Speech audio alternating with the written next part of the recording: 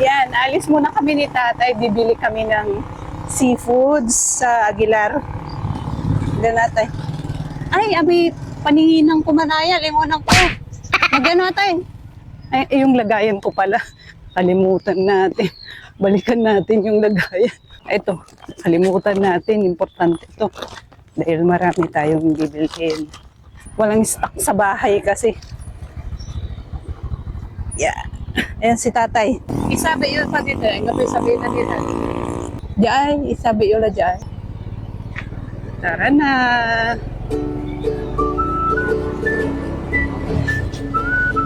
Magandang pumunta ngayon mamalingki kasi malamig. Pag halimbawa, pupunta ka ng mataas na ang araw, grabe ang init.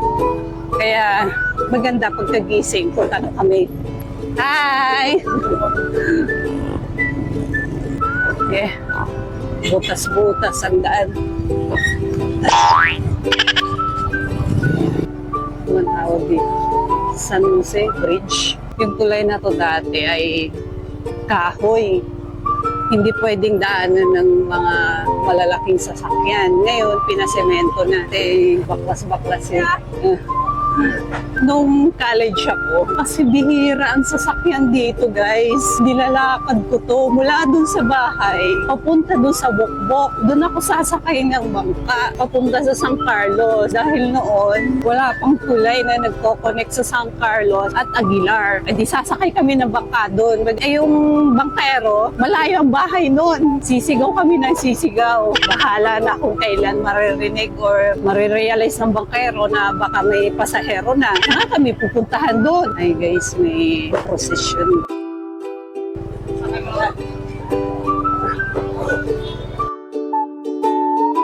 May one time na umuwi ako galing San Carlos Friday. Bago ako sumakay sa tricycle, tatawagan ko si tatay. Hindi ko siya matawagan. Gabi na nun, pagsakay ko ng bangka. Pagdating ko sa kabila, wala si tatay. Walang choice. Nilakad ko. Pag nilakad mo to, 30 minutes mahigit. Tapos ang dilim-dilim pa, wala pang ilaw. Ang lakad ko, parang lakad takbo. Ang isip na aswang, bulto. Hindi ako natatakot doon. Dahil wala namang ganun. Wala, yung kinatatakutan ko, yung bigtaong susulpot na may gagawing masama sa'yo. Ganun ang nasa isip ko. Kita sa kabila, guys. Kita yung bundok.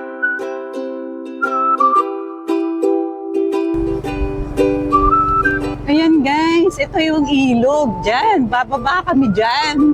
Tapos mag-aantay ng bangkero kung kailan darating yung bangka. Yan. Ayun yung tulay.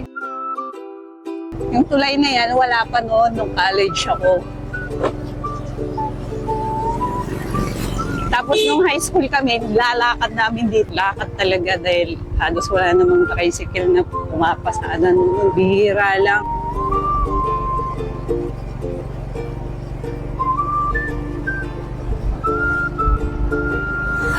Ayan yung bundok. Ayan. Ang ganda yan guys. So,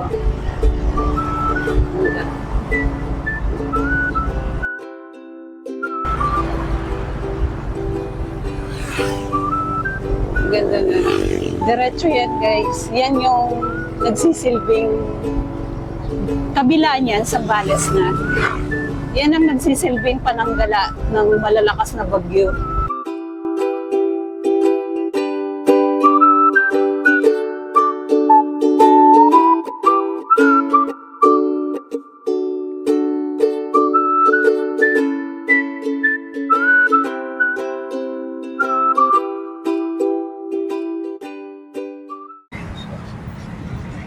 Andito na tayo guys. Naglakad na lang ako. Nagpaiwan si tatay doon sa may parking area. Doon na lang daw niya ako antayin. And medyo malayo. Maglalakad tayo. Ito yung munisipyo ng Aguilar.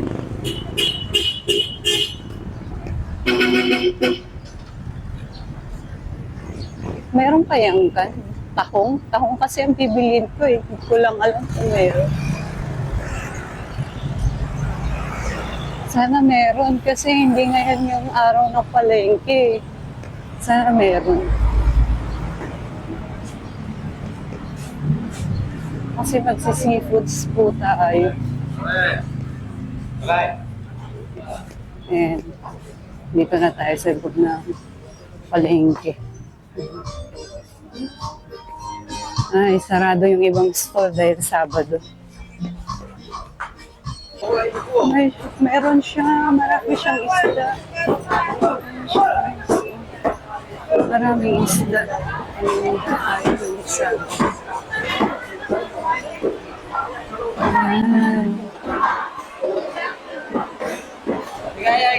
Ay, walang tahong. Walang seafood. Wala siyang tahong, guys. Eh? Ate, ang gapit tahong. Kasi may red tide. Ah, ganon. Ang ganong dyan manggatarang ka po. Meron sa nagpapagdyak po kasi May red tide alert ngayon. may red tide ang tao nga talaga. Tapos naalala ko na ano doon sa ano na Saan pigaya kinlayo eh? 160 na. Ang tinala po ang tuya. Dagat. Abi, ang tuya, ang gapos sa tahong guys. Importante pa naman yung tahong. Alam ko lang. Magkano to be? 160 lang. 160? Ano yan? Malaman ba yan? Malaman yan? Oo, panaman ko pa. Gapulay tawad, te. Mura lang yan. Malaman ko nga dito, malaman. Ay, yan yung ipit niya. Bigyan mo ka isang kilo, ate. 1 kilo. Hindi, ang kapoy tahong. Importante pa ni tahong. Kasi palalaukan ko tahong seafoods. Nahong po si Urang. Urang.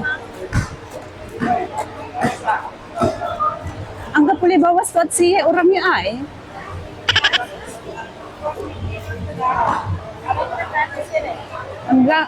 Mahal iya kapal ga, bawasan niyo lang. Sige, Latsi. Hotel lang ako. 2 so kapal ga. Sige, danyo iya kapal ga. Anto kasi gaong po sa iyang gapit akong. Ay, pusit. Sampigay pusit niya. Paldo at si. Bali si kapaldo 130. Malilinis kayo yung tan.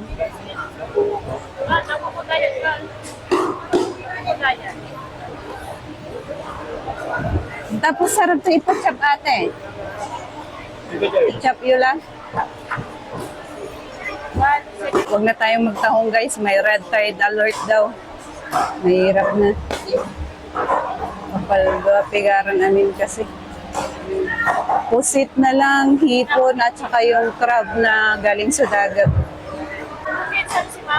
Ha? Kabayoy Berting Suliban. Tatay ko man. On.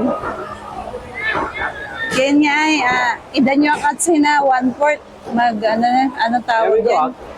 Arurusit. Arurusit nila. Ay, matagnim kila ba? Ang sipay tatayutan na na yun taga-matagnim. Ay, tatay mo yung pitong? Si Uncle. Eh, di ba birthday na natin? Si Huyang walad yan. Walad si Ante. Yan pala, small word, taga-matagnim labat manay at si. Yung kanina, nadaanan lang natin. Crab, 550. Ito na yung nabili natin. Lagay na natin dito.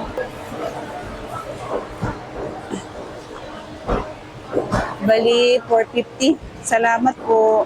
Bili pa tayo ng bawang sibuyas, guys. Bawang sibuyas. Yung ibang store sarado. Iwakan natin.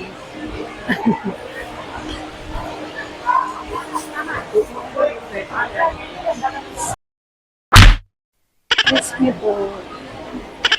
Meron ako styro doon na natin.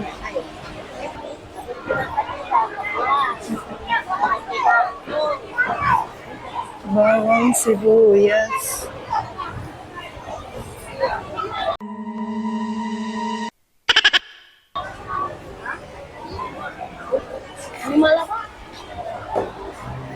Ito yung mga bagoong, bintahan ng bagoong. Ang kakalagi, malilit yung sibuyas. Habang malalaki. Atay! Bilhan niya. Uli sibuyas yun, tambawang. Angga po. Mga gulay. Ah, sige. Sige. 50, 100. At si, gawayo ay. Mga liwak-yakin sa kilo. Kuya, saan galing to? Ah, Bayangbang. Ay, doon pala. Maraming tanimang sibuyas sa Bayangbang, Pangasinan.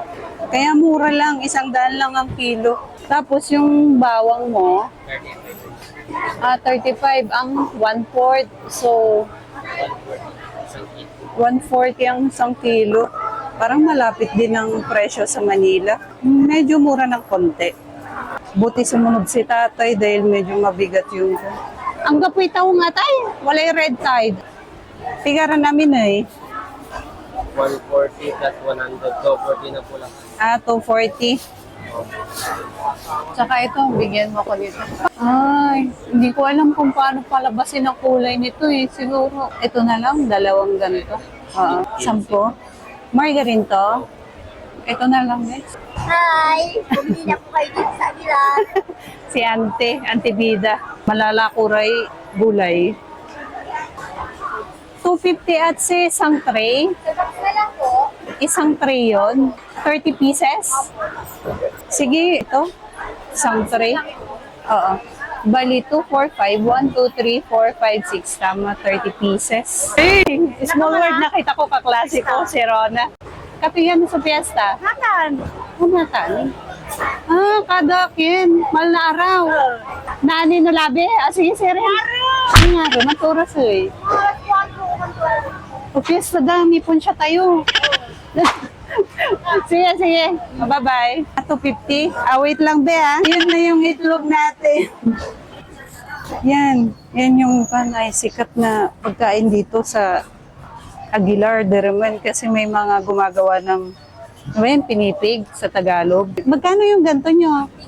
12 isa? Pabili ako 4. Yan, bili tayo 4. Tapos pabiling... Kuha tayo ng puto. Ito yung sikat na puto sa Pangasinan. Galing Kalasyaw. Maliliit siya na puti. Magkano ba lahat? Ayan siya. So,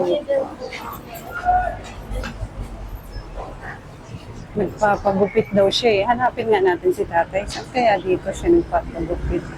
Saan bang barbershop dito? Saan si Father?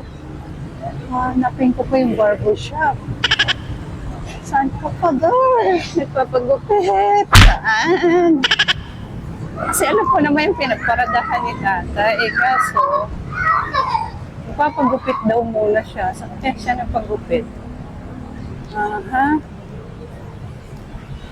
Tanong na lang natin dito dahil maliit lang naman to eh. Alam mo nila. Kuya, may barbershop dito? Ay, ayun. Baka nandun si tatay. Sige po, salamat.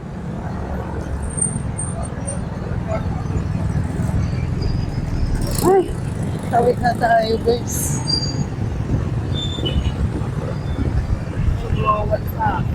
Wait tayo. So si tatay tapos na atang ginupitan. Wala siya dito. Wala siya. Wala siya. Baka tapos na. Punta na. Ay, ayun pala. Dito siya. Nakaupo na. Akin na eh. Napagupit kila. Agyulabay may kyan. Agyulabay may manggugupit. May suki yung kapo. Natila guys, ayun yung pinamili natin, dala na ng tatay. Punta na tayo dun sa pinagparadahan ni tatay. Ayan na guys, uwi na tayo. Tani, alos layay kit. Arayay kape. Okay na. Nagtumutulo na sa legs ko yung nailagay pala sa ilalim yung may arurusit. Akin lamang. Ni karga ka ilalim. Ayan na, ito na yung crab. Galing sa dagat. Buhay pa siya guys. Binabrush ko kasi madumi siya. Ayan, kumuha ko ng brush. Tas tong kasi buhay sila o as in. Yan siya o. Ito nalinisan ko na. Nabrush ko na yan. Isa. Gumagalaw-galaw pa sila. Alam ko sa Bikutan mahal to eh. Nagtanong ako dati. Ayan na. Natin dito. Yung last, nagbubula-bula pa siya. Ayan o, bumubula-bula yun. Nakakatakot baka maipit ako. Ang lakas pa naman ng pang-ipit nito. Yan siya. Brushin natin. Ayan. Dito ka. Papaliguan kita ng brush. Tapos sasabunin. Joke lang. Brushin natin para matanggal yung putik.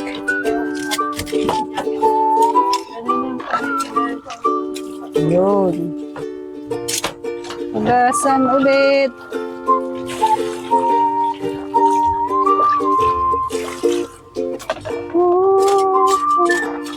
Yan siya. Tumagalaw sila guys.